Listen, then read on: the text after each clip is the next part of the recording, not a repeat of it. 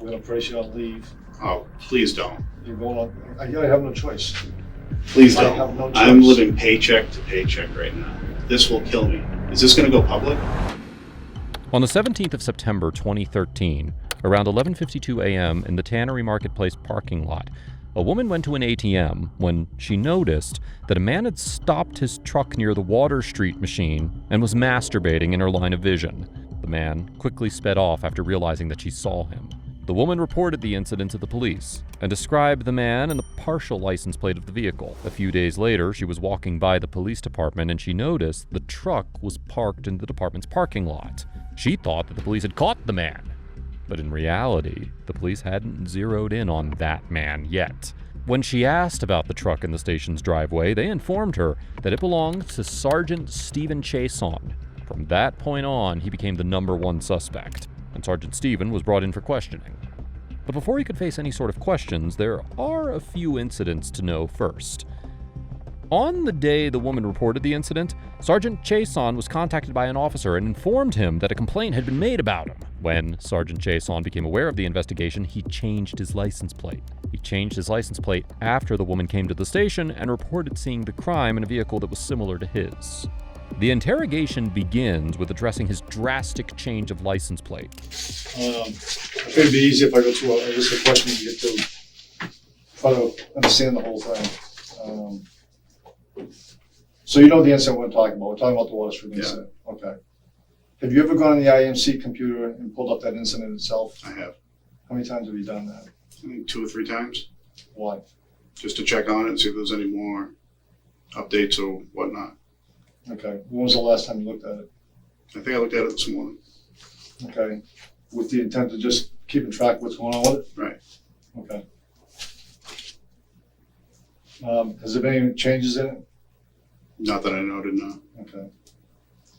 How often do you get your hair cut? Monthly. Where do you go?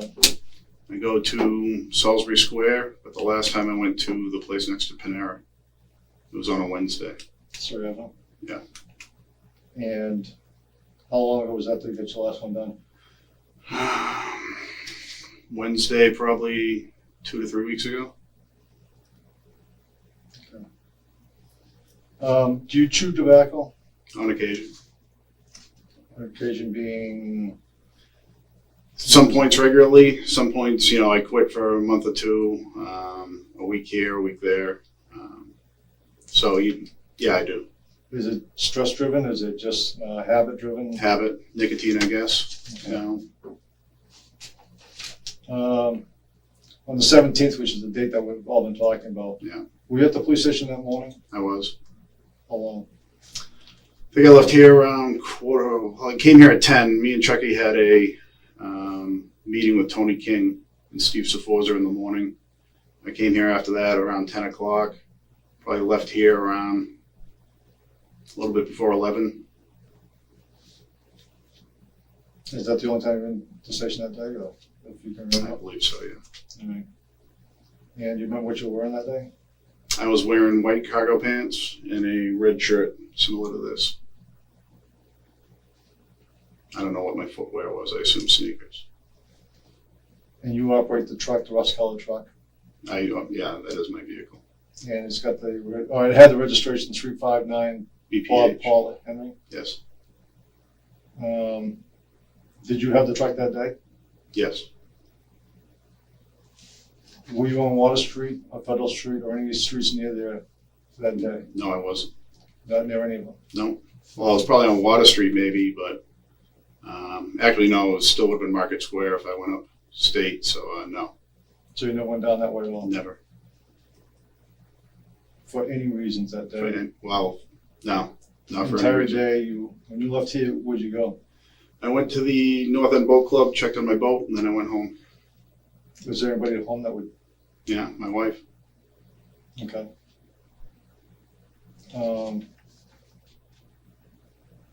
You know where the ATM machine is on Water Street, correct? Yes. Where's that located? On the east side of the Tannery building. Okay. On Water Street. Facing water? Yeah, I guess. Well, Can you see it lot. from Water Street? Yes. Okay, yeah. And you've changed the registration of your truck. I have. Why did you do that?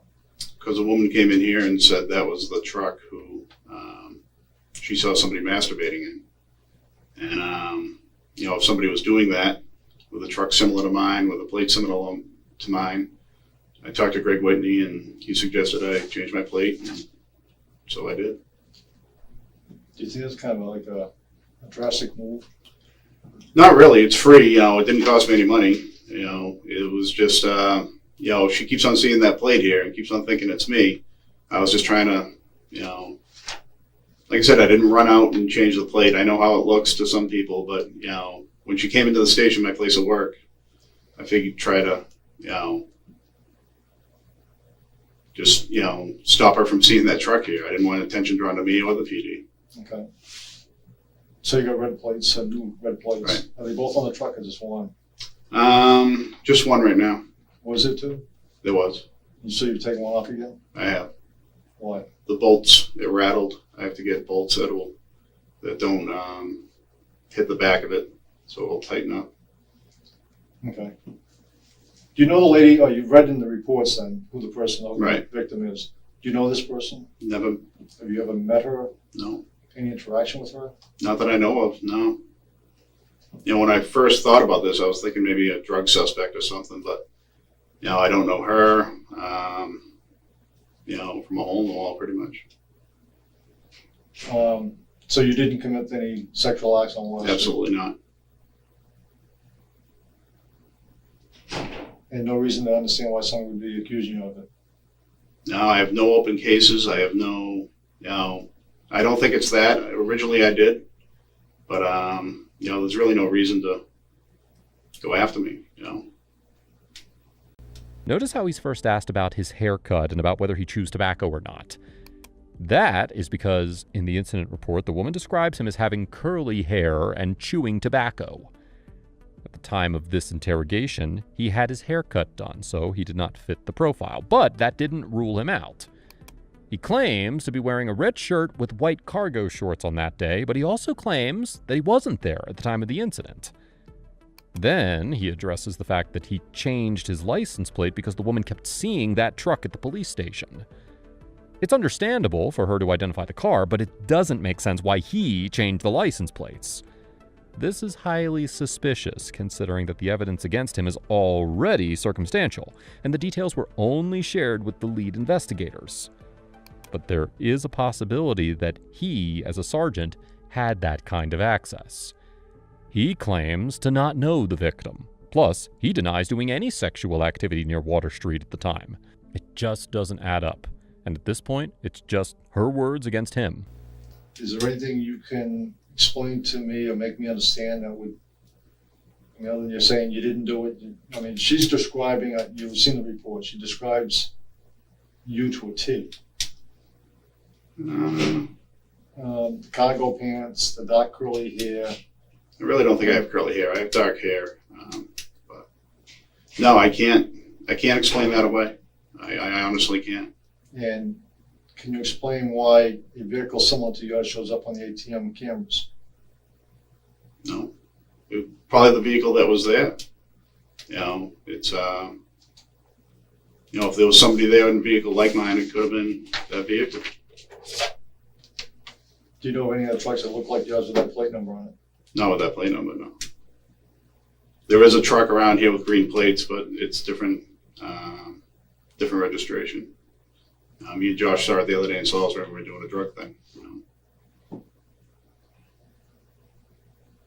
The only difference on that one is the single cab, and I think she described the vehicle that was there as a single cab. I'm between a rock and a hard plate on this one. I know how it looks. It looks I do. really bad. I know. And if you've got some situation going on, I suggest now's the time to say it, because from here, it's only going to get worse. If there's something going on that you want to talk about, that you want to move forward with, at this moment, this is the only time it's going to happen. There's nothing I can think of. I wasn't there that day. I wasn't on Federal. I wasn't in the Tannery. I wasn't there. Okay. I'll volunteer to give you my cell phone records. And if they can show the tower where they're from, it'll show the timestamps on where I was when I received that. I was texting you that day about a rubber boat, right around the time of this. The earlier calls I was here, I talked to Chris McDonald. I talked to an Ipswich police officer about a dive training. And then I'm back home when I'm on the phone there. I'm not sure what time you text me. I think it was around 11. I don't remember. And, I still have them in my phone if you want to see them right now. Yeah, whatever you got that's.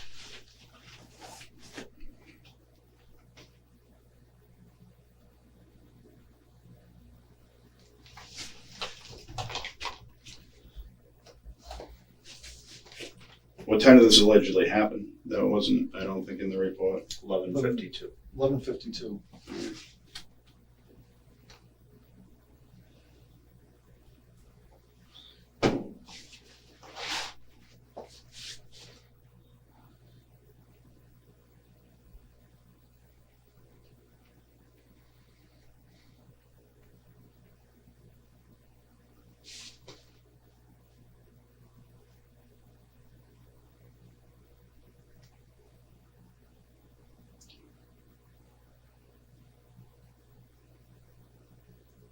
What's funny is the day before you texted me a picture of a car.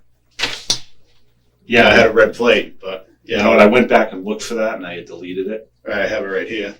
Oh, you Just still if you have want that to make a text? note. Yeah, I have all your, the day I before. remember that. I have to go back again.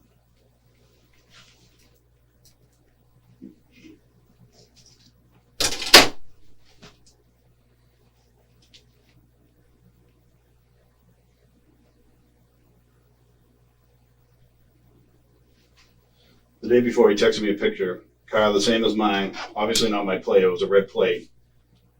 What's the plate on that?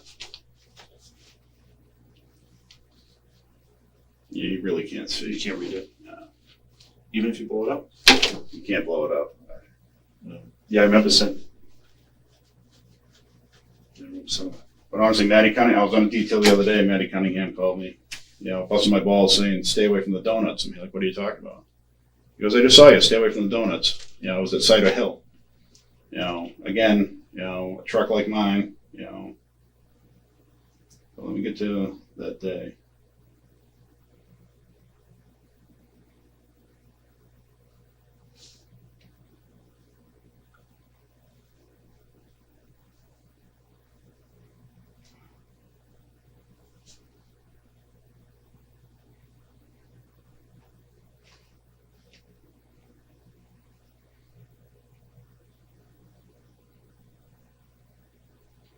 September 17th.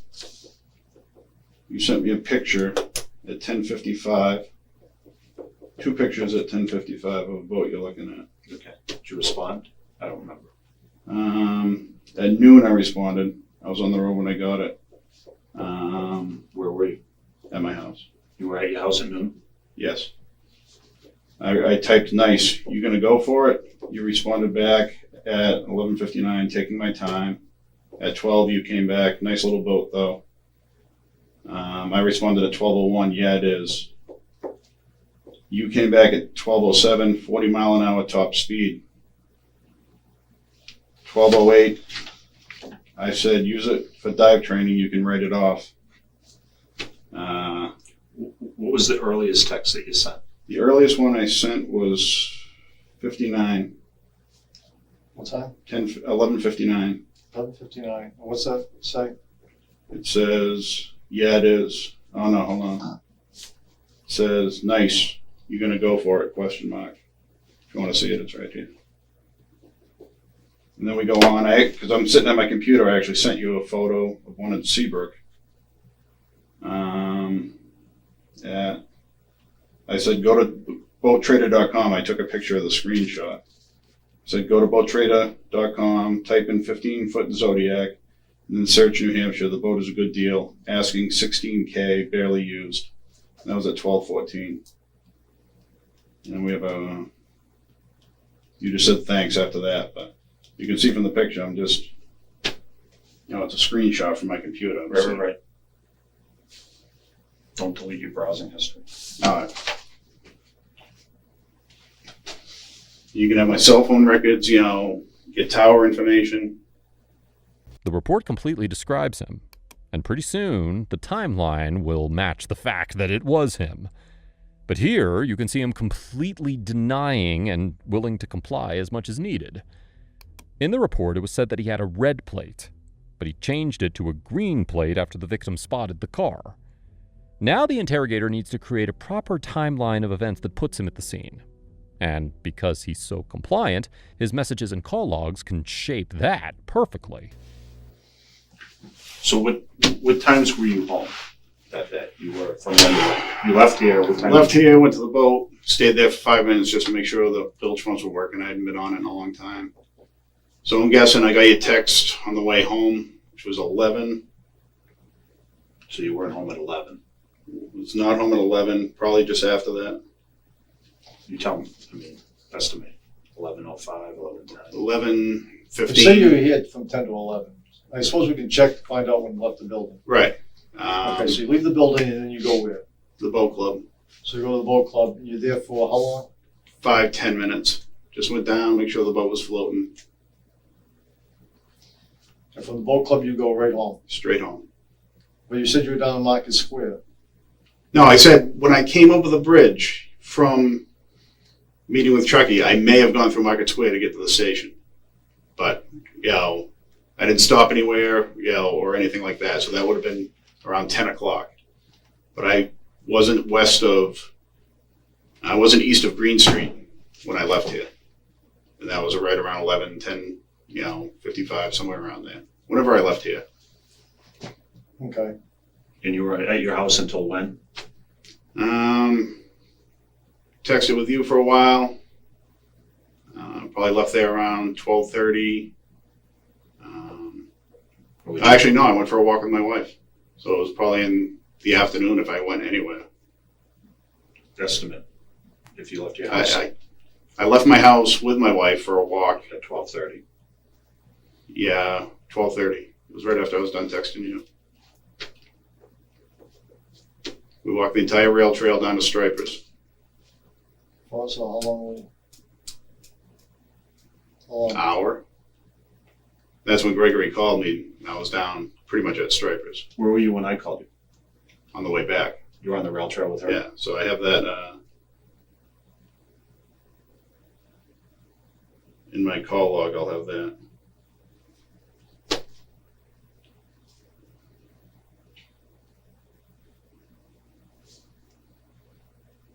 Did anyone see you on the rail trail? Not that I can know. That you didn't run into anybody you recognize? No. I'm there all the time, so I can't. How often do you walk the rail trail with your wife? We've probably done it this fall, probably 3 or 4 times.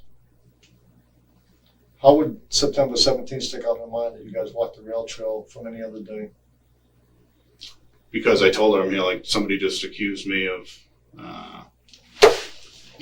jerking off in front of, the way Gregory explained it first, somebody was standing in front of the ATM. And then, so she'll remember that day.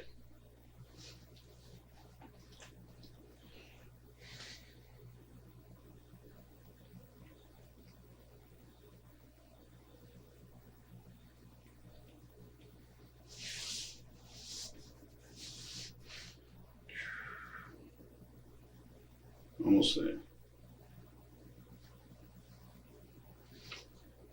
So if somebody saw a pickup truck like yours from here on Federal Street later in the morning, early afternoon, It was not mine. it's not yours. Absolutely. All right, 17th.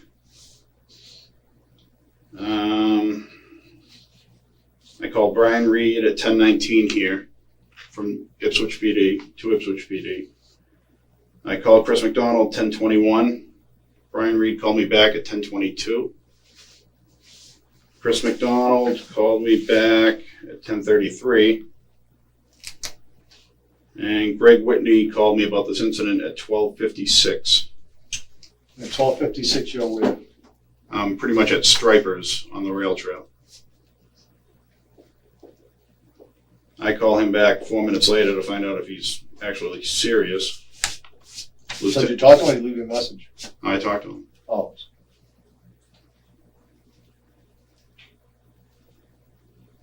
Lieutenant called me at 1:46. For about this? Yeah, he was kind of, hey, heard you were jerking off in front of the, tannery. Greg Whitney called me back at 1:53.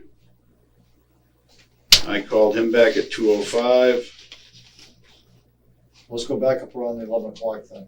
All right. 11:50 to 11:33 is when I was talking to Chris McDonald here, and I left shortly after that. So, 11:33, you're still here. yes.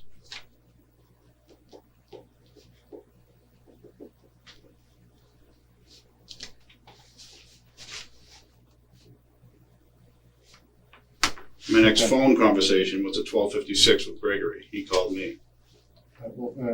So 11:33, you're here talking to Chris McDonald. McDonald, How long after that conversation did you leave? probably right after. Okay, so you leave here right after, head to the boat, right? Yep. At boat club. And your next phone after the 11:33 is what? Next phone is 12:56. Gregory calling me. About the first time, right? Right. Okay. So let's go back to your text. Go back to your text.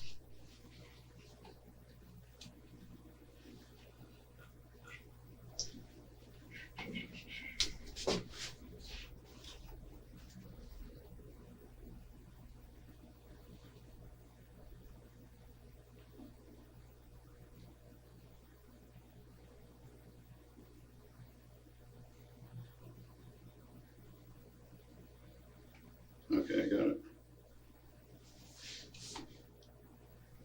Set around 11:45, 11:40. This is what time is this? It was 11:53. or Okay, so set about 11:40. I have nothing until 11:59. 11:59. That's when I text the lieutenant. And we have a conversation through 1, 2, 3, 4, 5, 6, 7, 8, 9, 10, 11 texts between 11:59 and 12:16. So 11:59, he texts you. No, he No, texted me at 10:59. Right. I was on the road when I got that. I went home, and then I got back to him at So pretty much you got a noon. text from him at 10:59 Right. that, He just texted me 2 pictures of a boat.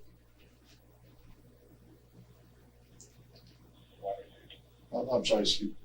10:59, he texts you. 10:55. I'm sorry. 10:55. He texted me 2 pictures of a boat. 10:55.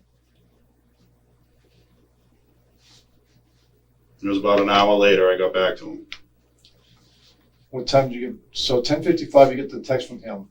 Yeah, and What's I was on the next? road, so I was between here and home.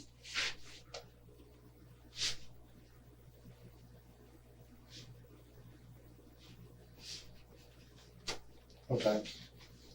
So 10:55, you get a text from him showing you 2 pictures. Right. You get back to him when? 11:59. You say, nice, you're going to go for it. I said, "Are you going to go for it?" Let me get back to it.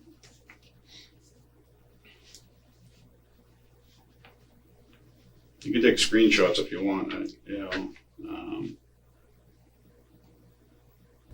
According to him, he left the station around 11:33, stopped for 5 minutes at a boat club, went for a walk with his wife outside the house at 12:30, and by 12:56, Officer Gregory had informed him about the complaint. This timeline doesn't make sense. He either stopped before the boat club stop or after it. His chat revealed that he was done talking to his colleague Chris at 11:33, after which he said that he left the station. He also said that after reaching home, he had a chat of about 10 to 11 texts between 11:59 and 12:16. He later corrected the officer that he meant to say 10:23 instead of 11:23. So now there's this big gap in the timeline in which he could have made that stop. Even though it is substantial evidence he's working with, the timeline suggests that Sergeant Chason would be near Water Street at the time of the incident. And again, we can't forget the fact that he changed his license plate. I said, nice, you're going to go for it. So the only text that you have from 10:55 was the two pictures came in from him. Right. And an hour later, 11:59. Yeah. You take and tell him you're going to go for nice, you're going to go for it. Right. And at 10:55, you're on the road going home. Yeah. But you tell me at 11:30, you're still here talking to Chris McDonald. No. I left here at 10:20. My last conversation with Chris was at 10:23. I have it right here. Am I wrong? Or did, I can No, show I it thought to you you. said 11:23. No, 10:23. I'm talking to Chris McDonald and Brian Reed right after Okay. each other. okay. I'll show it I'm to you just, right no, now. I'm not arguing. I'm just trying to get it correct. My understanding was you said the first one you had was 11:33, talked to Chris McDonald, and you left the station right after that and went to the It boat was club. 10. I'll pull it up again. It was 10:23, I think, or Okay. 10:33 is when I started those. I'll show it to you right now. So you left the station at 10:23. 10:30. So Okay. Let me find out exactly when the last conversation was with And then Chris. you went to the boat club. Right.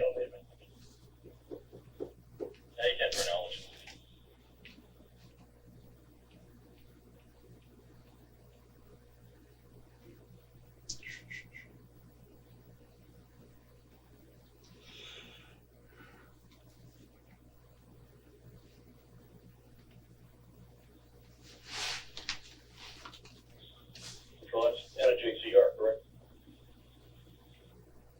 Good on.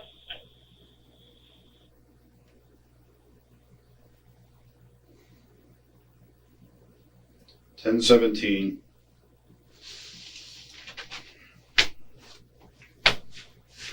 Brian Reed from Ipswich at 10:19. Chris McDonald 10:21. Brian Reed called me back 10:22. I think I was talking to Chris. Brian buzzed in. I said, I'll get back to you. 10:33 McDonald. Okay, so. I left here. When you were talking, you said 11, so. I'm sorry. So it's 10:33. Right. You're talking to McDonald at the station, and you left here shortly thereafter to go Right. to the boat. From the boat, you went home. Yeah, a few minutes at the boat. Went home. 10:55. Got the two texts from the lieutenant. Okay, so you're saying by 11 o'clock, you're at the house, and the only time you leave is to go for a walk with your wife. Right. And I don't know if I left in the afternoon for anything, but, you know, the walk took up, I don't know if I was working midnight that night or not. You know, I don't know if I went to bed or whatever, but I definitely didn't go back to Newburyport, you know, in that area, especially after Greg told me, you know, description of the vehicle and everything. Okay.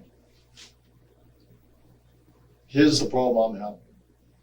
I've got a lady that describes a guy that fits your description. The haircut. Somewhat. something. I don't Well, think the haircut does. I've never had curly hair, so, but, Well, dark hair, wavy hair, wearing cargo pants, driving an orange burnt truck with the three initials to your plates. right. That appears to be chewing tobacco. All right, it's got a lump right in the front of his chin, which you admittedly do. Well, with Dyson hairs, but I don't put it in the front of my chin. I put it on the side of my mouth, but, Okay. you know, splitting hairs, but. So I'm just looking for some way, given the circumstantial evidence that we have here, you know, the next step. Can is she that, do a lineup? Can she do a, Um, you know, I'm not sure. I'm not sure she can pick you out of the lineup. well, I'm hoping she wouldn't pick me out of a lineup. Can she see me and say, no, that's not him, or I don't see the person here? She's not confident. So now we're back to all the circumstantial stuff. I've got a burnt colored truck parked in front of the bank. I've got your plate number, the last three numbers of a plate that's yours. Yeah. I've got you changing your plates. Well, changing my, you Well, know, I'm just telling you what the facts are. all right. You've never come down to speak to me not once about this, never to say anything other than, like I've never done anything. I thought it went away. I thought this was, Well, this is 6 weeks later, and, if you thought it went away, why do you keep looking at the report? just to see if anything's changed. Why would you do that? Just to see if, Gregory got anything back, any more, evidence or whatnot. What would it matter if it wasn't you? I'd like to find out who it was. I think Gregory would come to me, but, Gregory doesn't come to me anymore. So, I figured, I something. feel like you're out there by yourself. Yeah. You've reached out to nobody. In what way? Well, you say, I'm saying, I was reaching out to Greg, seeing if he found out anything, and he said he was out looking for the truck, stuff like that. Quite honestly, I was too. I almost got in an accident over at Tom's Discount. I saw a truck like mine, and I went to look at it and almost ran into the guy in front of me. It's not like, I just thought, nothing happened after the first week or two. This was going to go away. I knew how it looked, and that's what I was hoping for. well, I can certainly imagine that you're hoping for that. All right. Now, you've chased down some trucks that look like yours? Yeah. Have you got the plate numbers? Got the plate of one. Is there anything close to your plate? No. Is there But there are BPH plates. There's one in Salisbury. We have two in-house here. They're not on those trucks, but, on the offhand, Gregory said she wasn't even sure. She didn't think it was a mass plate. So, then we're looking at New Hampshire. I know Maine doesn't have any green plates, but, Here's another weird thing. He was checking the reports, despite being the prime suspect in the report. That could be the reason why he got his license plates changed, because he read the report and knew what her evidence and description were. He did not need to check on the report that was filed against him because it creates a conflict of interest. And instead of waiting for Officer Gregg to give an update, he checked the report himself and tried to hide the little evidence that was in the report. He got a haircut that removed his curls, and of course he changed the license plate. Well, I'll go back to my options. I've got limited options. I've got overwhelming circumstantial evidence that points towards you. I'm hoping you can offer me something that's going to take and... my wife can attest to where I was. I don't know if my father lives next door, but I'm not sure where he was during the time or whatever. I can look into it more, try and think if somebody was around, but Can I take a polygraph? sure. Do you have no problem taking that? No problem at all. Okay. The last thing I want to do is criminally charge you. I hope want so. to take and flip over every cup we can. Yeah, If we end up going down that road, you realize we're not coming back. Right. Okay, there's no coming back. So that's why I'm saying to you, I spoke to the district attorney's office this morning. Today is the day where if there's any changes, today would be the day that let's decide it up. And if it's not you, it's not you. it's not but me. I'm just saying I want to put everything I on the understand that. table for options for you. Was there anything done to look at the bank, to look at, maybe putting a camera out there, see if this person comes back? Anything done like that? Did anyone look into the partial plates? I don't know how to run that stuff. Find out the BPHs in Massachusetts, or the BHPs, or the HPBs. I'm not sure how sure she was on the plate, but officers do it all the time. We call in numbers, we transcribe certain numbers in the back. I'm hoping something like that will be done to try and help me out. We've tried to do everything we can to put this best light on this. I've only known two of the trucks that look like yours, and the planes aren't even close to yours. I don't know. I go back to what I have. I go back to the hair, I go back to the build, I go back to the cargo pants, I go back to the truck, I go back to the plate, I go back to you in the city. You're adamant that you weren't near the place. I wasn't. I guess it would have been a lot easier for me to say, you know, that you would drive by the place or whatever, and that, you know, That would have been easy, but I didn't. that's fine. You know, You know, is there anything else you want to tell us? Because this is going to conclude if you've got nothing else to offer up. I got thrown at this today. He agrees to a polygraph, and he's trying to derail the investigation by telling him to check other stuff, but he's also complying, so that's a good thing. He also asks about the car description so that he could know more about what kind of evidence is against him. This leads us to believe that he could be planning on changing more things about his car, provided that the incident report has more details. So far, though, his fate is sealed, and the officer informs him about discharging him temporarily until the investigation runs its course. No, I can't think of anything right now. Okay, anything else that we can look at? Cameras, I don't know. Can I see the photos of the truck at the ATM? At some point you can. Can I see the reports? At some point you will. This would help me in my trying to prove. Well, we've got a case going here. You're the one supposed to be able to give me something to go I gave you- further. I'm Get home this with my out. wife. Okay, Interview her. okay. Do you want us to do that? Yes. Okay, If that's going to help me, of course. all right. And you're willing to take a polygraph? Yes. Okay, so if I set one up with the state police, you have no problem coming in and No. taking it? Okay. Anything else you want to add or anything? I'd really like to see the reports or the photos, or if I can see the photo, maybe we can prove it's not mine. Well, the photo's not going to do us a lot other than I can tell you there's some burnt color orange in there. It's not going to depict. Does it depict the person? No. What's in the back of the truck? No. My truck is loaded with crap all the time. If they can. Well, we try to talk to the victim about, is there anything else in the vehicle you could take and tell us about, whether it be internal or the bed of the truck. Unfortunately, most of the attention was drawn to the individual themselves in the act. The shock value, and I think we all know about the shock value, and what this does to people. Yeah.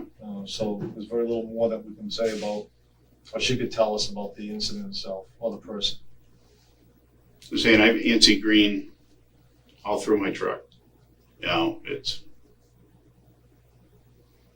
Well, let's do this. We're going to set up something to interview your wife. All right.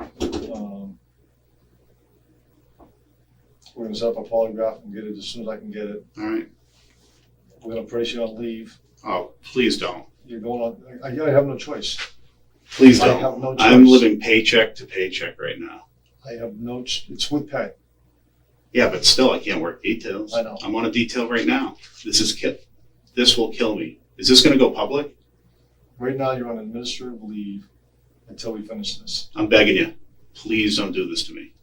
Steve, I've talked to Go through the everybody. investigation. I'm not going to interfere with the investigation. I've been here for 6 weeks. I understand that. Well, some of this information has just come to us very recently, like since Friday. I've talked to the chief's attorney, I've talked to the district attorney's office, I've talked to the city's attorney. I don't have a choice in this. That I gotta put you out because of everything that we see at this point. How is quickly? compelling. I'm gonna make the phone calls as soon as we get down here. As soon as I get one, I'll have it done. Can I take vacation time just so it doesn't look like I'm out there being...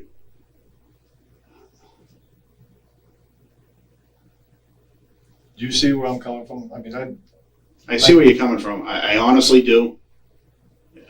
I did not want to come in here Monday morning and be dealing with this situation. I don't want to be looking at one of my officers as being a suspect in anything. But in fairness to you, in fairness to the organization, there's certain things that have to happen, and this is going to be one of them. It's with pay. I'll make the phone call as soon as we get out of here. If you want to hang around, I'll actually tell you as soon as we get one done. We'll get it done, All right. and we'll go from there. It's not something I want to do. It's not something that's, Can you talk to my wife first? I can talk to your wife, but at the end of the day, where we are right now is what's going to happen. while your wife can probably provide information to us, I still gotta look at the other side of everything that's out there, and obviously, your wife would be more supportive to you than to the investigation.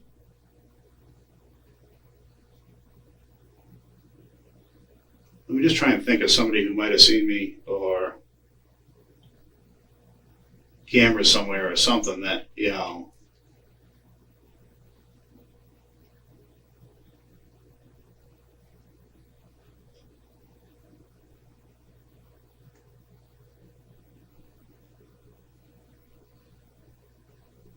This is.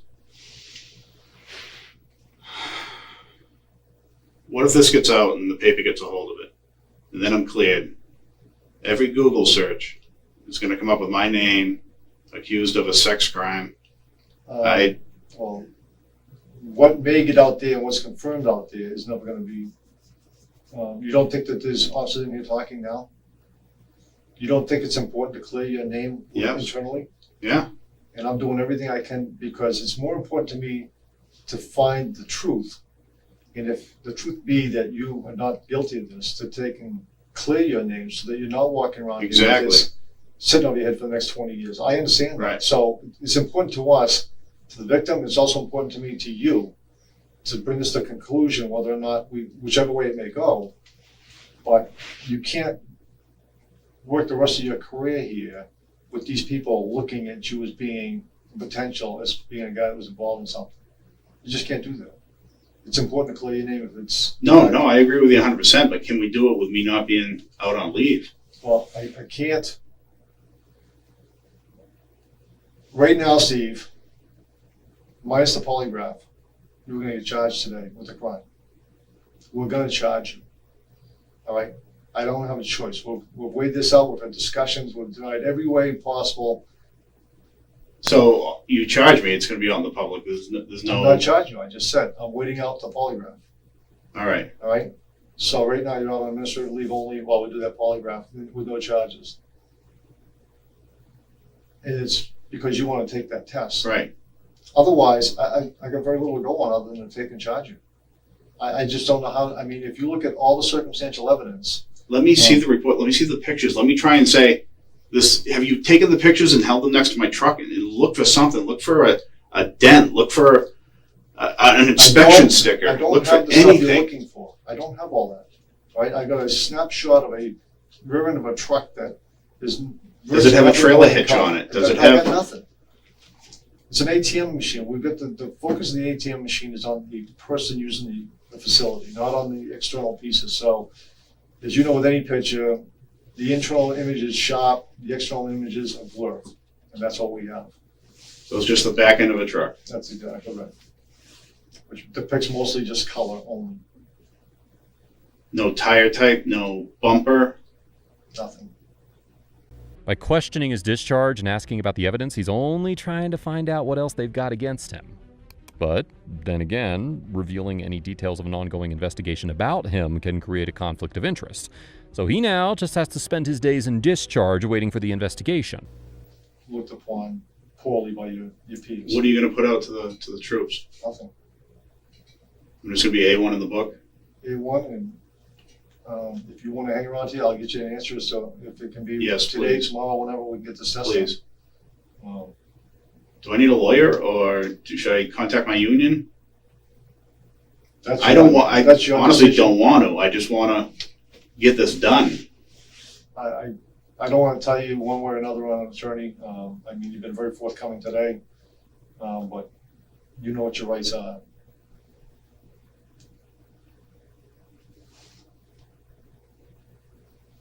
So if you want to hang in there, I'll make a phone call and see what we can find for you for an available date. Sooner the better. Okay. Honestly, I'm just at a loss for words right now. You know, and I'm not blaming. I'm just. Well, you haven't done anything to help yourself here either. You went out there and done some pretty weird things since this has come about. You went out there. I changed my plate just because she came in here, and I honestly, I just kind of wanted this to, Myself and 501 will be clear. I just wanted it over with. I understand that. And I wasn't trying to hide. I parked in the driveway in that vehicle. I didn't run. What was it? A week later, 2 weeks later, something. It was just like, and if somebody's out there doing, what I'm accused of in a car like mine, in a truck like mine, with plates like mine, might as well take that equation out of it. So that's the only thing I can see that was weird. It's and I had a reason behind it. I even talked to Gregory that morning. He was just like, you might want to think about changing your plates, and it's a green plate. You can trade them in for free, and that's what I did. Now, let's dive into the next phase, the polygraph test. Oh wait, we don't have that footage because it never happened. The records reveal that days after that interview, Chason backed out of the lie detector test, only to agree to it later after being granted immunity. He admitted in a recorded interview saying this, quote, "I just want to apologize for lying to both of you on that first interview. I don't know. The only way I can really put it is I was playing with myself." I just want to apologize for lying to both of you on that first interview. I don't know, the only way I can really put it is I was playing with myself. But even here, he claimed he wasn't trying to show anyone anything. Now it's time for the nepotism to kick in.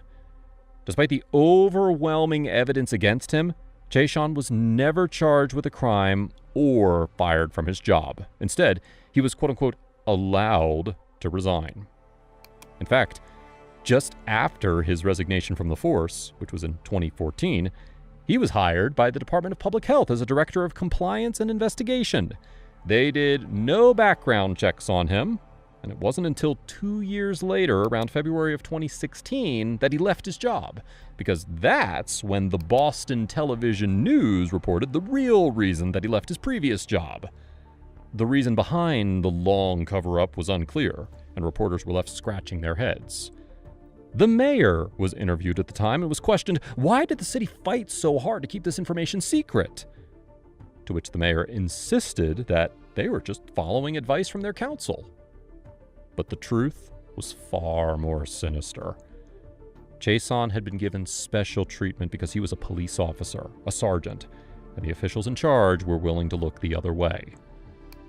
This is something City Marshal Mark Murray denied immediately, but as you can tell, the evidence suggested otherwise.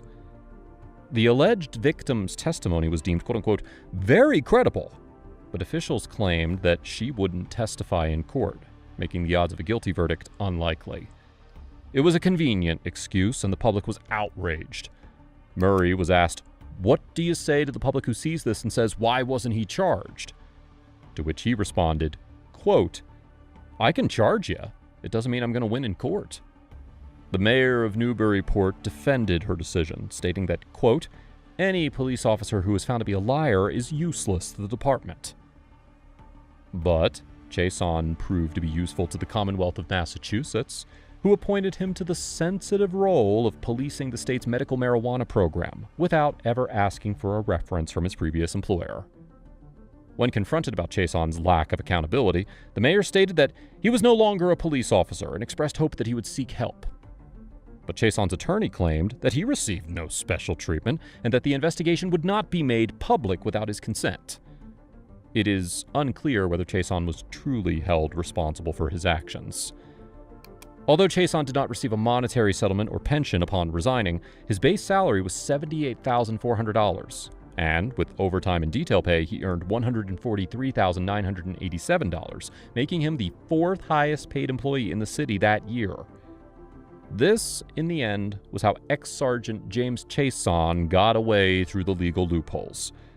Lying in an interrogation alone costs a few years behind bars, but admitting it and then walking out with a whopping $143,000 just goes to show you how messed up the justice system really is.